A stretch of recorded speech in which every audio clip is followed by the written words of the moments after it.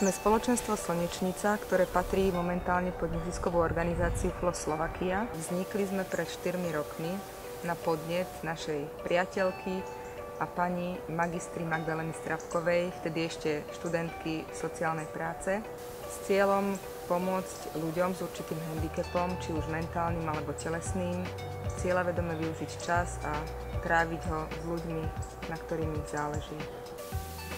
Momentálne pracujeme s 10 takýmito dospelými ľuďmi s určitým handicapom, či už mentálnym alebo telesným, ktorí prichádzajú do našeho zrnka a trávia tu čas.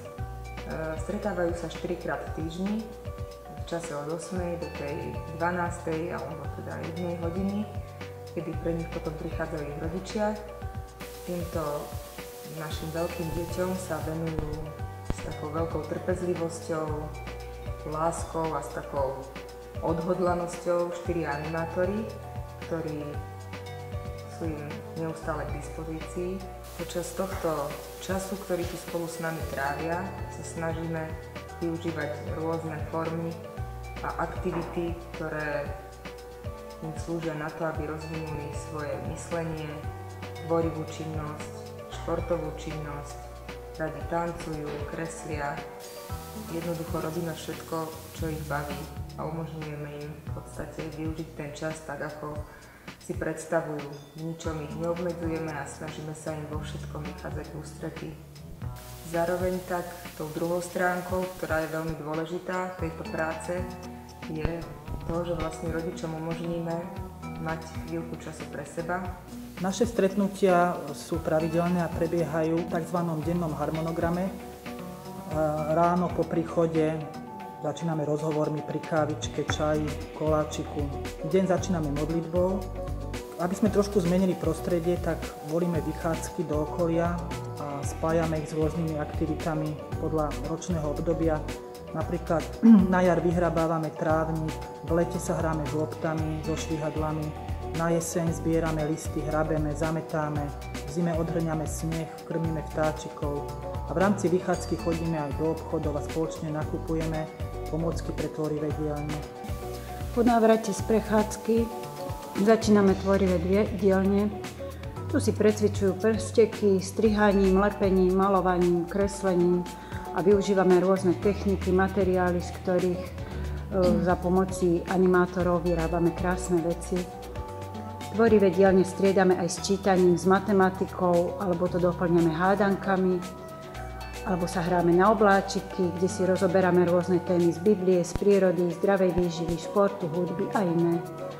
V prípade nepriaznivého počasia, alebo ak chceme, tak si spoločne zacvičíme, zaskáčeme, aby nám bolo veselo.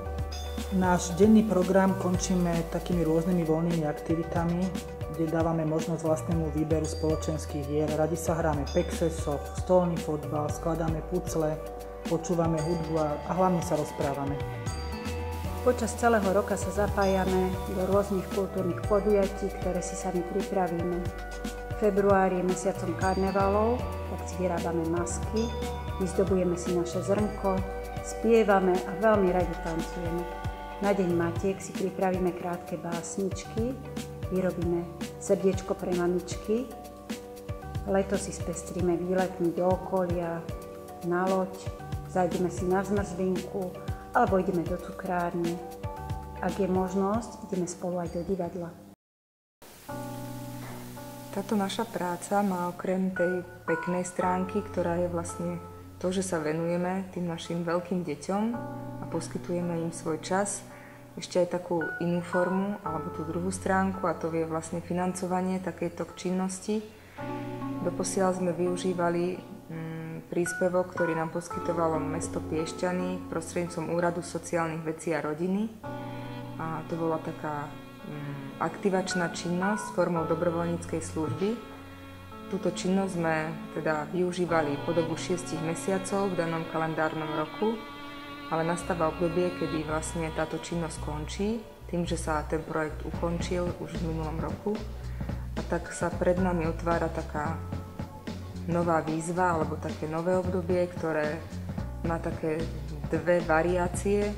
Jedna je, či budeme pokračovať ďalej, alebo druhá je, či nájdeme nejaké možnosti, na to, aby sme mohli ďalej fungovať ako nejaké spoločenstvo alebo nejaká organizácia. Veľmi by sme si želali, aby toto dielo pokračovalo a aby dostalo formu hodnú tejto práce. Preto sa obraciame aj na vás a veríme, že podporíte pokračovanie spoločenstva Slnečnica a v budúcnosti možno aj denného centra. Našu prácu, plány, úspechy i neúspechy s dôverou vkladáme do Božích rúk.